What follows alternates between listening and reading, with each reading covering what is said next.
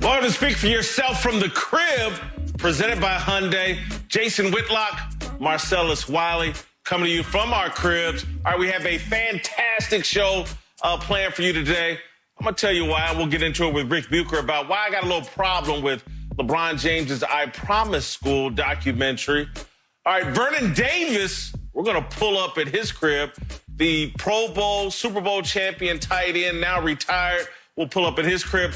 But we will start by going out to Chris Spillman, Ohio State great, Detroit Lion great, one of the greatest guys in sports, a Fox Sports football broadcaster for us. Happy to have Chris. And so Chris is going to help us talk about Tom Brady and his interview with Howard Stern. Some more as we've now had a chance to digest the entire 2 hours. There's a group of people that somehow have taken issue with Brady's comments about race and football and sports and how he saw his experience in New England and in football as it related to race. Take a listen to what Brady told Howard Stern yesterday. I never saw race. I think sports transcends race. It transcends wealth. It transcends all that. I mean, you get to know and you appreciate what someone else may bring, and whatever they bring. I think when you're in a locker room of 50 guys, you don't think about race. You don't think about, because you're all the same at that point. It doesn't matter who's married, who's single, who's got kids, who doesn't have kids, white, black, whatever it is. You figure out how to get along. And I think that's sports teaches you about life in that way, and it's very natural. All right, so some people over at SB Nation wrote an editorial, didn't sign their name to it, criticizing Brady, saying he's avoiding the race issue and saying that Colin Kaepernick and Eric Reed and guys that took a knee obviously see race differently than Tom Brady. If you listen to Brady during the interview, that's not what he was addressing. He was in a deep conversation with Howard Stern about the culture in New England, how he related to teammates that are 20 years younger than him, from different high schools than him, from different economic backgrounds than him. And then he made a broad philosophical point when Howard asked him about, did he ever feel self-conscious playing in a league that's 75% black, where he's the great white quarterback? And Brady said that about race. I have absolutely zero problem with it. I think he's accurate, particularly from his perspective. That's how he sees the sports world, and that's how he sees his experience in the NFL and in football. Marcellus, do you have a problem with anything Tom Brady said here as it relates to race? No, not at all. I thought Tom Brady spoke accurately and aspirationally about how it is to be a football player and the integration of race into sports. He talked about all of our experiences where I was introduced to different races, ethnicities, and cultures because of who was in my locker room, who was in that huddle. And I took exception to this article. I tried to read who actually authored this article, and despite them having individual writers on so many articles, this one was written by the SB Nation staff. Nobody wanted to put their name to this, as you mentioned earlier, and I can see why. They said Tom Brady has no business commenting on this issue the way he did because he's never been marginalized. Whoa. And that's how you want to discredit him. All right, well, let's use that logic train, and that same logic train may discredit one Colin Kaepernick, who was in a situation where he had two foster parents, two adopted parents that were white, and he's half white himself. Now, if you want to bring race into the conversation as a disqualifier, then Colin Kaepernick is not speaking fully for me. And I don't want to go into that. But they wanted to go into that and really put Tom Brady's statements mapped on to that entire issue. Unfortunate. So Tom Brady was speaking about what we all saw. How did I come in contact with Chris Spillman, my former teammate in Buffalo? A guy that I probably wouldn't have crossed paths and certainly not had a brotherly connection with unless it was for the game of football. And I think that's what Tom Brady was talking about, that we leave a lot of our hang-ups behind us when we walk into a locker room. It's just the way it is. And if people don't understand that, maybe they've never been in there. Well, it's good to see both of you. And just to reflect on what Marcellus just said, I never would have came in contact with Marcellus at Columbia. Believe me, I couldn't get into Columbia. But I do know this. I can speak for my experience, okay? For me, I looked at my teammates as my brothers. That's just the way I saw it. I didn't think of what their race was at the time. We ate together. We slept together. We practiced together. We won together. We lost together. We cried together. We celebrated together. It was all about one unit for one common goal, and that was to win. Now, just because I feel that way and Tom feels that way and Marcellus and Jason feel that way doesn't mean that we do not acknowledge some of the challenges that some of our brothers had to get to the NFL. It doesn't mean that we're not aware of some of the racial issues that still exist in this country.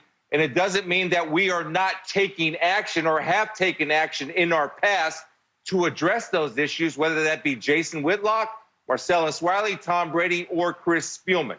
So for me, it's all about the awareness, the acknowledgement, and the action. But inside that locker room, that was my family. And anybody that knows me or that played with me, I hope they felt that way, because I was more concerned about the dude's production. That's what I was concerned about.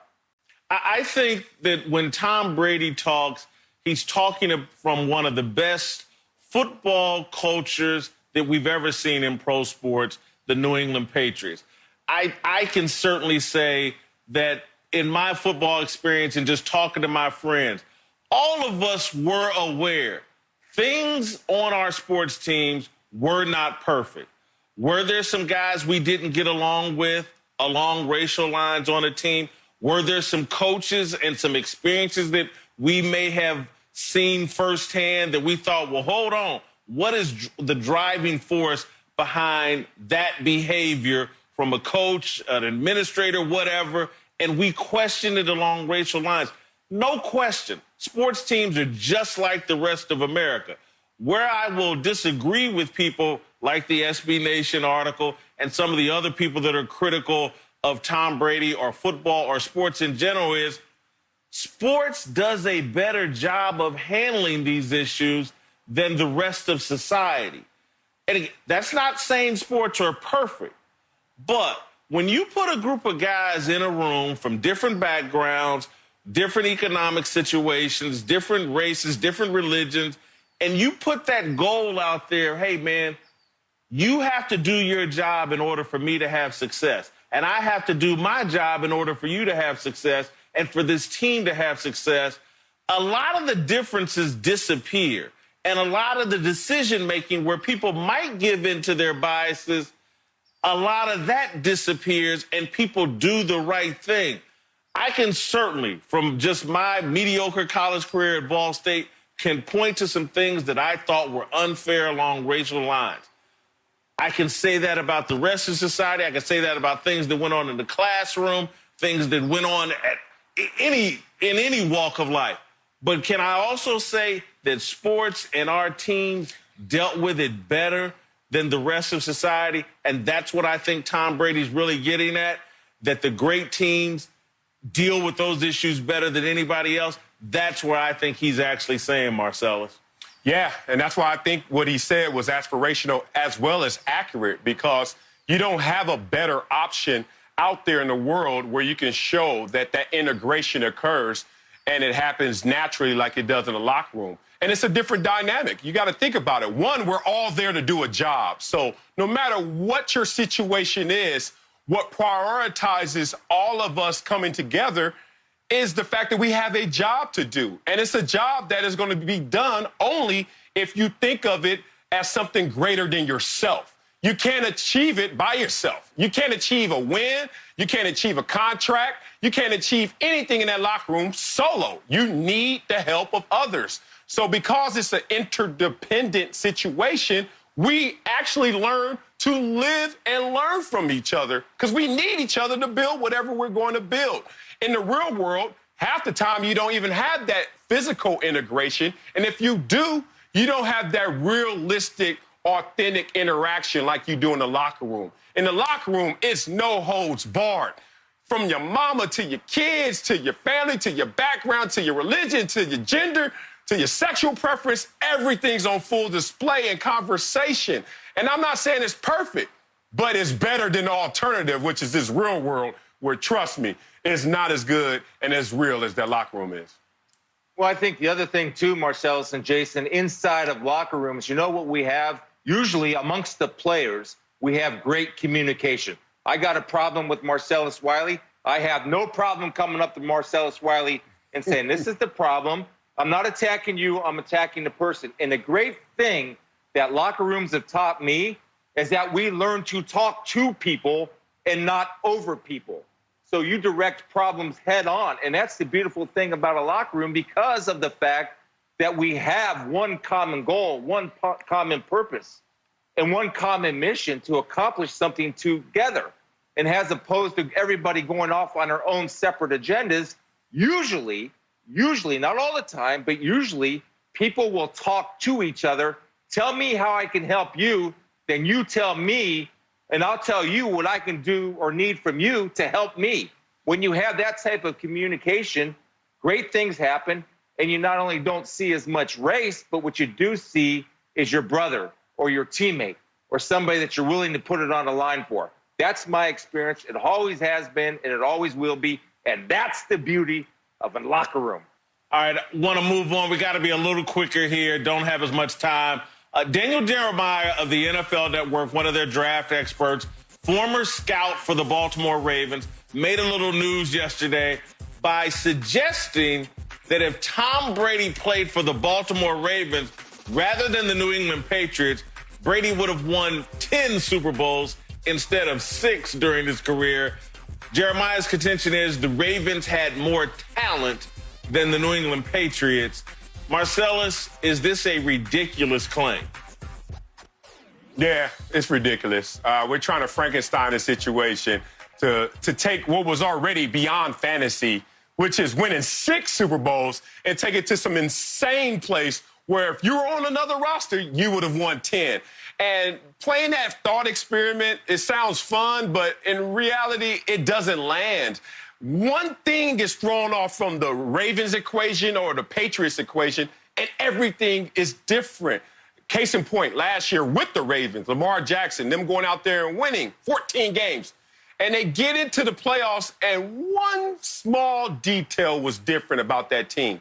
The injury to Mark Ingram. And that changed the entire complexion of their team and how everything worked. You insert Tom Brady on the Ravens and say nothing else is going to change, you don't know the game of football or sports in general. I think that this is insane. This is ludicrous.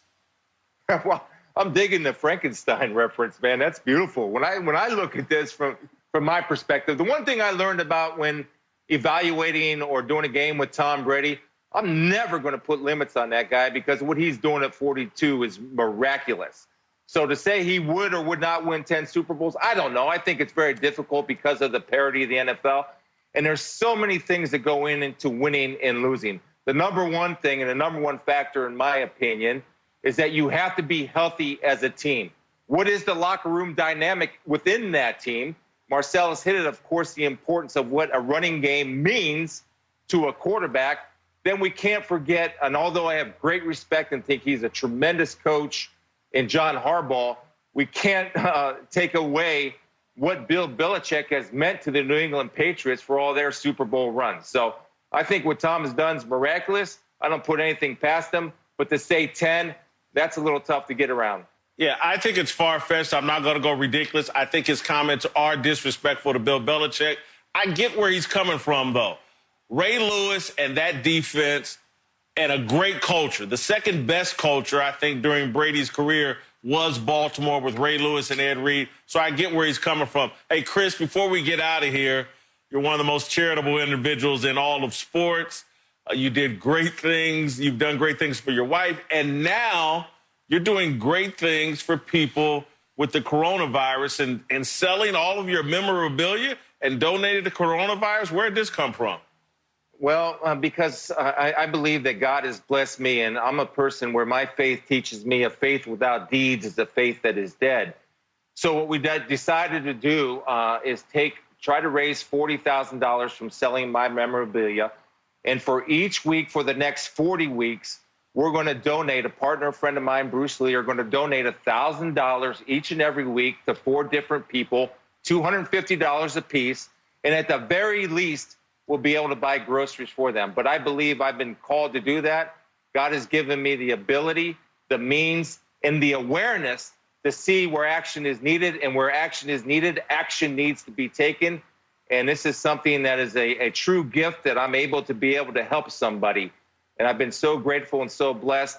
It's time to give back, because my philosophy has always been in this life, no matter what it is, what you give will grow, and what you keep, you lose. If you give compassion, if you give love, if you give understanding, that grows and spreads and prospers. If you keep all that stuff to yourself, I promise you, it will dry and die, guaranteed. So keep giving it away, and guess what? It comes back some way, somehow. Great message. Thanks for joining us. All right, next, Vernon Davis. We're going to go out to his crib. Super Bowl champion, Pro Bowl tight ends, played with damn near everybody, played in the league forever. All right, Vernon Davis from his crib. Speak for yourself, presented by Hyundai. More after this. With all the uncertainty in the world, feeling safe at home has never been more important. It's why I want to talk to you about Simply Safe Home Security. They're longtime friends of Speak for Yourself, and for good reason. Simply Safe has made it easy to finally get comprehensive protection for your home. There's no technician or salesperson that needs to come and disrupt your house. You don't need to pay any outrageous monthly fees or sign a 2-year contract. You just order online, set it up yourself in under an hour, and your home is protected 24/7 with emergency dispatch for break-ins, fire, and more. All for just 50 cents a day. And we're not the only fans of Simply Safe. U.S. News & World Report named Simply Safe Best Overall Home Security of 2020. Right now, when you head to simplysafe.com/speak, our listeners will get free shipping and a 60-day risk-free trial. That's Simply Safe, SIMPLISAFE.com/speak, to make sure they know that our show sent you. From Simply Safe and all of us here, wishing you safety and good health. Welcome back to Speak for Yourself from the crib. Jason Whitlock, Marcellus Wiley.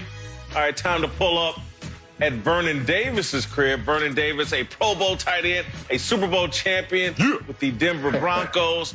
Just wrapped up things with the Redskins. I hope Sean Merriman's not watching, because, Marcellus, I think I'm going to call Vernon the greatest player out of Maryland over Sean Merriman. I hope he's not watching. Sean Merriman might put the lights out on it. But Vernon, welcome to the show. Welcome to the show. Let me ask you this. We asking everybody. Yeah. During the quarantine, have you watched anything great on Netflix or Amazon? You got a recommendation for us? You know what? All American. That was a really good show. I enjoyed it. I recommend anyone who hasn't seen it, watch it. Amazing. Yeah, it was amazing. Actually, a parallel story, man. A kid from the hood in L.A. goes out to the outskirts to go play ball, man. It really touched my heart. It's an amazing series right there. But you're also a partner in Samsung Smart TV, and you're a dad like myself. Raising 3 kids by yourself. How are you keeping your sanity through this quarantine and the pandemic, man?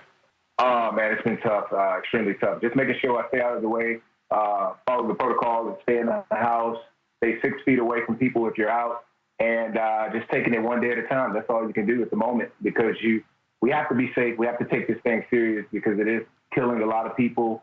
And if we want to help each other, we have to, again, follow the protocol and stay 6 feet away and stay home. Now, I also saw this all season. You said you retired.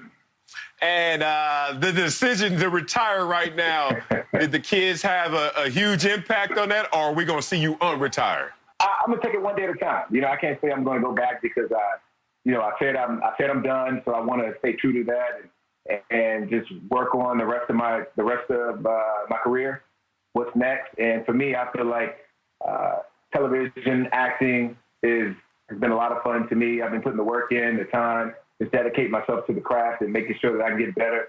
And that's effective. So just take it one day at a time and continue to keep working. Where did this dream of being an actor come from? What sparked that? Well, I'm an art studio major. I went to the University of Maryland to study art. And then when I went to San Francisco, I enrolled in a class at Shelton Theater of Art. And that's where I fell in love with the world of acting. And I started to pursue it a little bit at a time. But the problem is when you're playing football, you have to put so much time into football, and you can't really pursue the acting career because it's just too much at one time. But now that I'm done, really delve into it and continue to just keep going and working on the craft. Read that you were inspired by Kobe Bryant. I would think you'd be inspired by The Rock. Kobe, why not The Rock? No, I do. I love it. Rock. I think The Rock I had a movie not too long ago, a few years ago. Cultivated a relationship with him. That was pretty cool. And just learning and just growing. Now, you were talking about San Francisco earlier, and we were talking about Colin Kaepernick as he came up in an interview with Tom Brady. Just want to ask you, like, player to player, when you were there, especially during the good years with Colin Kaepernick on the field, did you see this activism coming from him? No, I didn't see it. You couldn't see it. I mean, he was just playing. At that time, Kaepernick he was playing at the highest level possible, and then he had the little decline where he wasn't doing so well. And I guess after that, that's when it all came about. I was gone by then. I got traded to Denver that year. 2015, I left, and I got traded. So then when I was there, that's when all of it started to come about, and I totally didn't expect it. It was just something that came from left field, from out of nowhere. Now, I want to bring up another conversation happening in the sports world. C.J. McCollum made headlines saying he thinks that a third of the NBA players are living paycheck to paycheck. You just retired from the NFL. Do you think that a third of the NFL players are living paycheck to paycheck? Well, it depends. I know there's been some history with NFL players not getting money, but I feel like these guys get smarter. They're doing a better job as far as taking care of their funds, watching over their funds, putting the right people in place to help them. So I can't really say, but there is a possibility that that's something that's happening. But I hope not. I pray that everyone has been doing really well, taking care of their finances and just continuing to evolve and being proactive in their assets. Hey, listen, I know one guy that's not living paycheck to paycheck, and that's your former teammate, Peyton Manning. He keeps turning down money to be a broadcaster. What do you think Peyton Manning wants to do? You know what? I don't know. Maybe he wants to be an actor. If he wants to be an actor, I have a role for him. You still have my number. Call me, buddy. I got you. But no, I don't know. I don't know what he wants to do, but I'm sure he'll figure it out over time. Right now, he's just taking it easy and taking it slow, but over time, he'll really figure it out, and maybe it is broadcasting. Who knows? Hey, Vernon, we're going to wrap the interview with one final question. We're having a little technical difficulties. I'm going to stay on Peyton Manning. Peyton Manning, would he be a better head football coach or a better NFL executive? I say better NFL executive.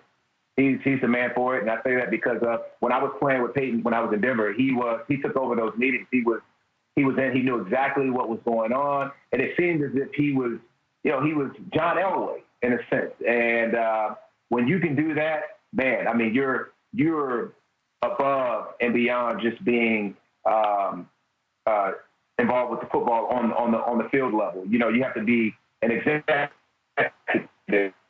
and he's one of those guys that what he his approach, and he can give that experience and trickle it down to the locker room, to the players, to the coaches, and he could just help the team in so many ways. Vernon, thank you so much for the time. Really enjoyed coming out to your crib. Good luck with your acting career. Tell your brother good luck as well in his retirement. All right, we're going to keep it moving here on Speak for Yourself from the Crib. We're going to go out to the Bay Area, touch base with Rick Bucher, and talk about LeBron James's latest project, his documentary about his I Promise School. Speak for Yourself from the Crib. Welcome back to Speak for Yourself from the Crib, presented by Hyundai. Jason Whitlock, Marcellus Wiley on this wonderful Thursday afternoon, the day before Friday. All right, let's go out to the Bay Area and Rick Bucher. He's going to join us from his crib. Rick, welcome aboard. Let's move to LeBron James and his I Promise School in the Akron area. LeBron's received quite a bit of fanfare for opening the school, using part of his foundation's money to help fund the school along with the state of Ohio. LeBron has now put out a documentary over Quibi, a series of short 8-10-minute short feature stories that they're calling a documentary about the I Promise School. Let's take a look at a clip LeBron posted on his Instagram page this week. I'm not gonna let you get your head. Why are you upset? You wanna sit on the couch? Okay, go ahead. The past 2 weeks, it's the third flip out. Want it together? Huh? Here, squeeze the thumb up. I think him and Mom are going through another bout of homelessness. Oh, you're upset. It's all right. Breathe for me. And some nights he's in a shelter, other nights hotel. Lay your hand for that for me.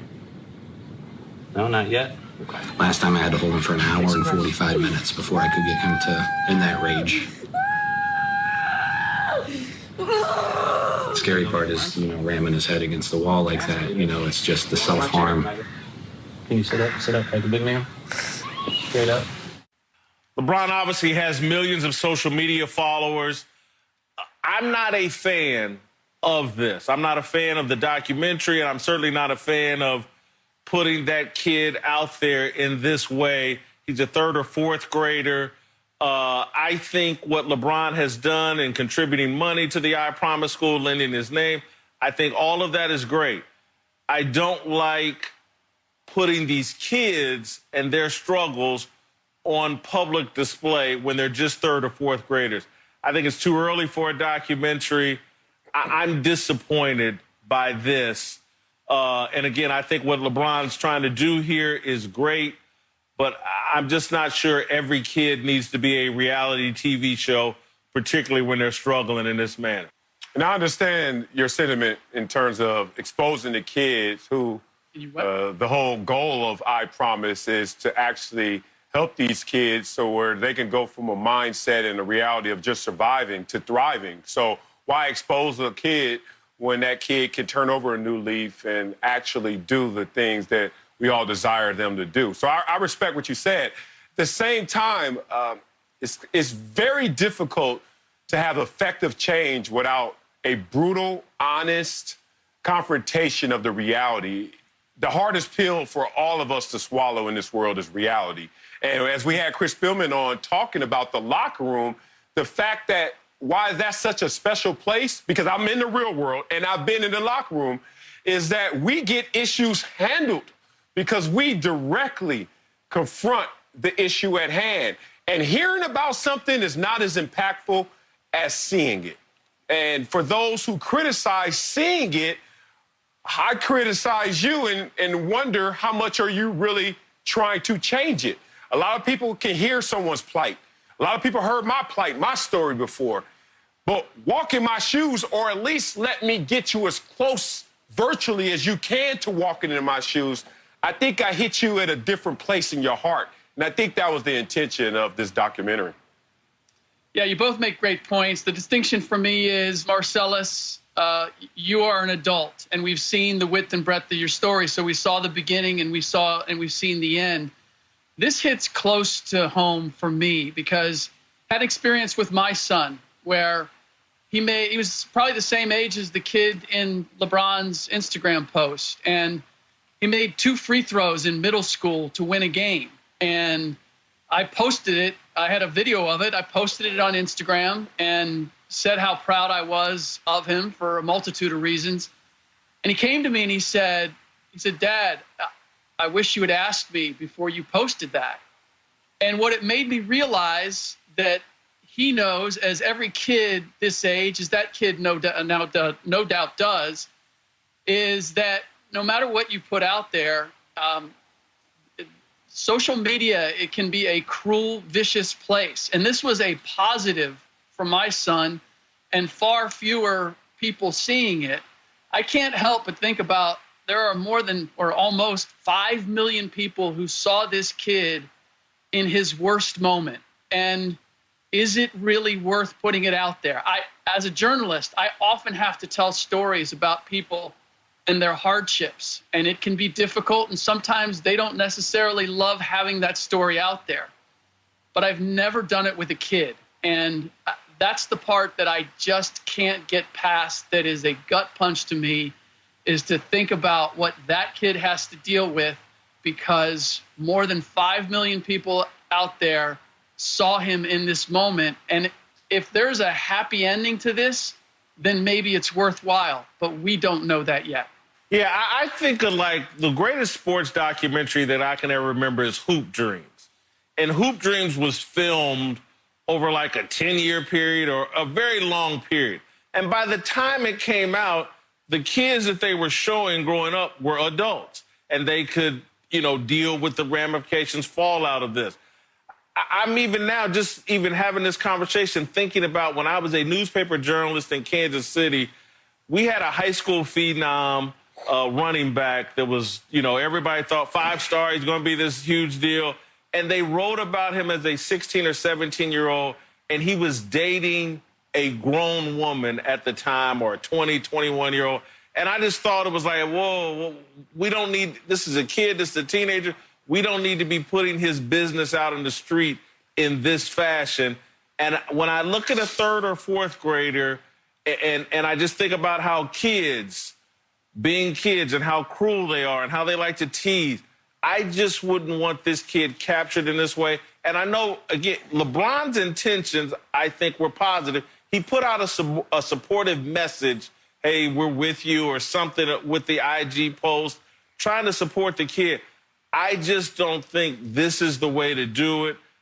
Kids need the opportunity to fail and have problems in private, not shared with the world. Well, that's very difficult to do when you think about the condition that really is enabling this situation to even be a reality.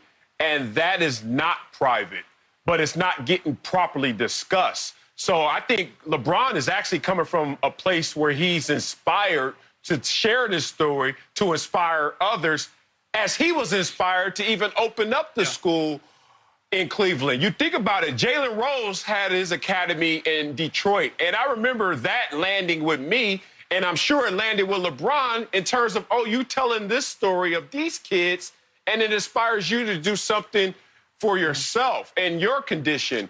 And this condition, the class where this kid is from, this part of Akron, the issue is it's going to eat its own. So I understand the privacy of this kid that needs to be fully respected.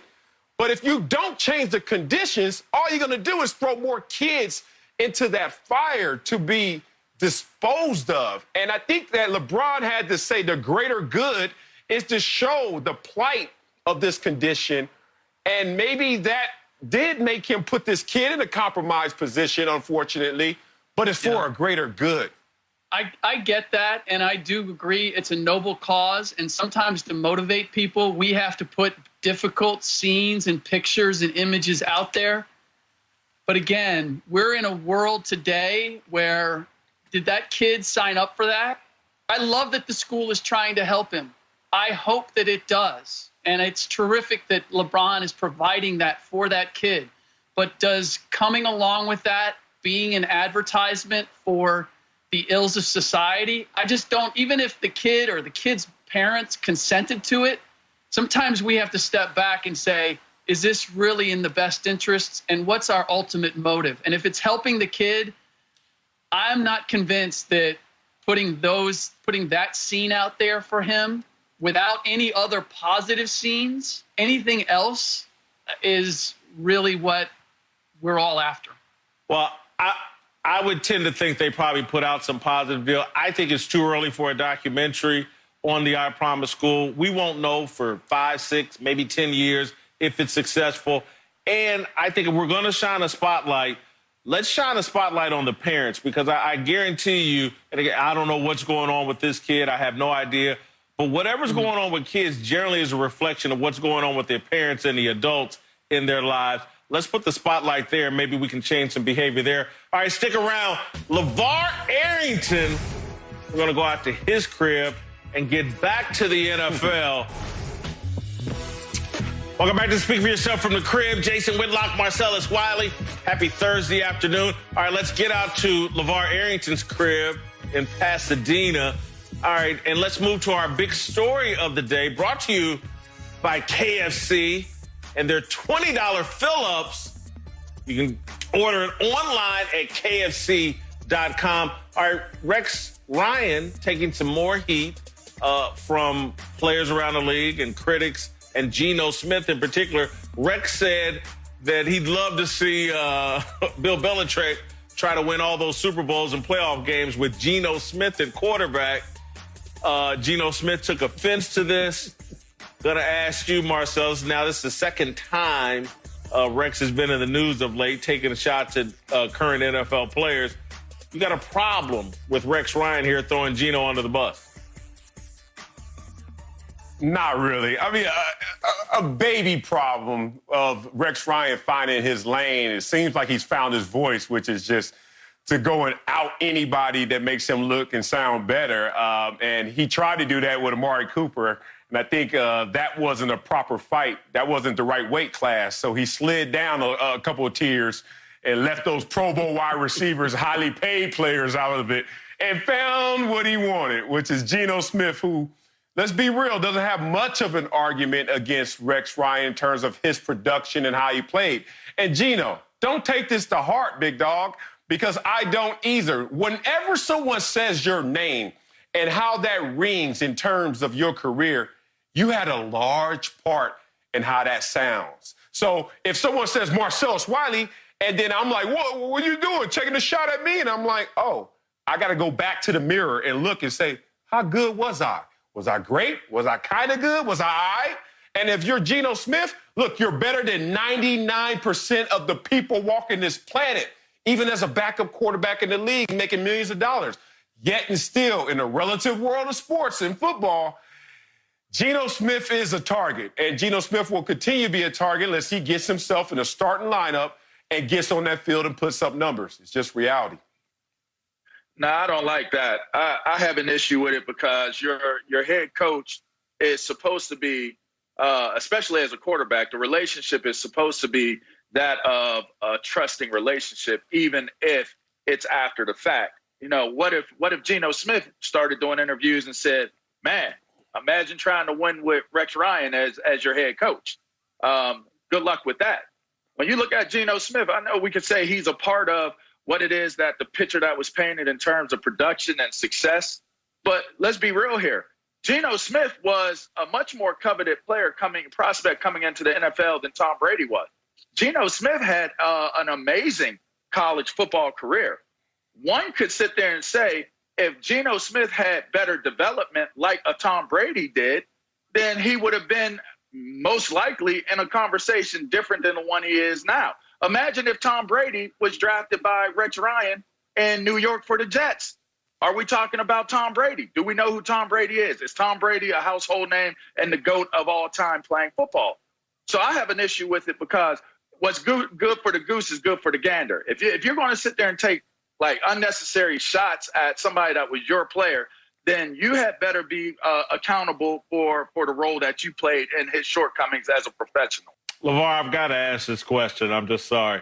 You do know we're in April. It's not Christmas. The Christmas lights, that champagne room you're doing this from. What the hell is going on at the Arrington household? Y'all didn't take the Christmas lights down yet or what? Well, Bro, we're from Annapolis. ghetto. We came from Annapolis, so when it's not ghetto, it's actually upper crust society. When you live near the water, you generally have lights like this hanging around different windows that overlook the water. So it's just kind of like creating a feeling of back. Yeah, in you in Annapolis, Pasadena, you ain't looking at no culture. water. No, we're inland, but we can at least drink. Let me say this about we can drink. Let me say this about Rex Ryan. All the way back to Marcellus's comment. Rex is finding his voice. Rex is finding his voice as a broadcaster. He's going to be outspoken. He wants to be the Charles Barkley of football. This is like last year at some point, people were criticizing Paul Pierce because he kept saying things that they thought were outlandish. And I was like, hey, man, at least we're talking about Paul Pierce. And, at least he's saying something that's getting our attention. And I don't think what Rex Ryan has said here is so far-fetched and outside beyond the pale, or it's not a personal shot like his turd comment about Amari Cooper. This is just Rex to me, and I applaud him because too many times we'll see a coach get on TV and they're always thinking about, oh, I want to get back into the NFL. I want to make sure I don't offend anybody. I don't want any player or any coach to have a problem with me. To me, this is an indication Rex is fully committed to being a broadcaster, and I applaud that, and his employer should applaud that. I don't think we have time to move to another topic, so Marcel, if you got to follow up on Rex Ryan, have at it. Yeah, man. Look, I'm a former player myself, but damn, we need to put our egos in check if someone can't call you sorry because you were sorry. Like, you've thrown more interceptions than touchdowns. You threw 57% completion percentage. Guess what? Those are sorry numbers. It's okay, big dog. Like, you want him to go up there and talk glowingly about Geno Smith? Who will look at Rex Ryan the same if he went up there and talked great about him? So I think this is really just a checkup for anybody in any walk of life. When we're talking about the act, not the actor, we're talking about your production. Can you please not wrap your identity into what you produce? Because who you are is not exactly how you are. And how were you as a starting quarterback? Not that good. But who you are as Geno Smith is amazing. But damn, everybody always think they are the football. So if you don't say great things about me, despite me being sorry, then something's wrong with you. I looked in the mirror. I had great years and I had sorry years. And I'm fine with both. If you can't do that, then it ain't on Rex Ryan, bro. It's on you. It's all fun and good. It makes sense as if that was the sole reason as to why Rex Ryan made that statement.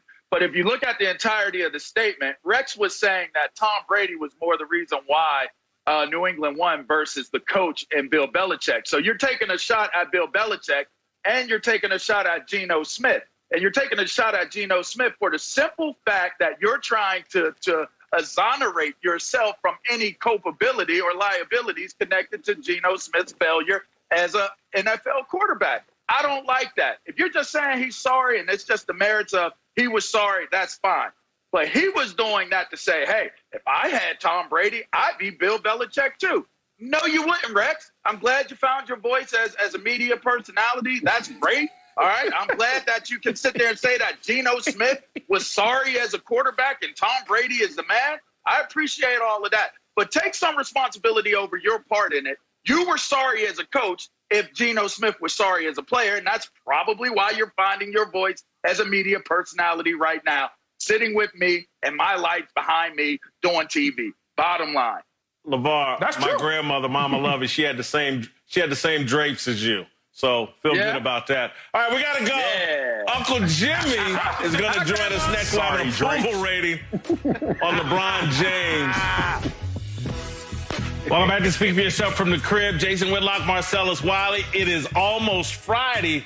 I can taste it. Let's go out to Uncle Jimmy's crib. Uncle Jimmy, you have a very serious look on your face. You're wearing military garb. Where are you going with this? We're doing an approval rating on LeBron James, who's put out a documentary, the I Promise documentary. I didn't like it. He showed the little kid crying and whining. I just don't think it's a good look. Your thoughts? First of all, let me say that I have no problem with what LeBron James is doing. Let me say that I have no problem with the documentary, okay? Because the fact is the struggle's real, okay? Now, I do question the timing of the release of this documentary, okay? Because right now, man, it's not just kids that's locked down, but everybody's locked down in the house, okay? And the temperature is starting to rise in the house. And I mean, man, I'm just gonna be honest with you, man. At this time right now, man, ain't nobody got no time for no crying ass little kid right now, okay? Now, if that hurts your feelings right now, I'm sorry, okay? I'm sorry that y'all done raised these soft ass little kids right now. But right now, we ain't got no time for no crying ass little kids. Parents all over the world is looking their kids in the face saying, shut the hell up. I don't know what the hell's going on no more than you do. Hell, I've never been here before. Bye, Jim. Oh, man, almost an even split on the internet. Jimmy. When we see you next time, it's going to be Friday. Let's celebrate.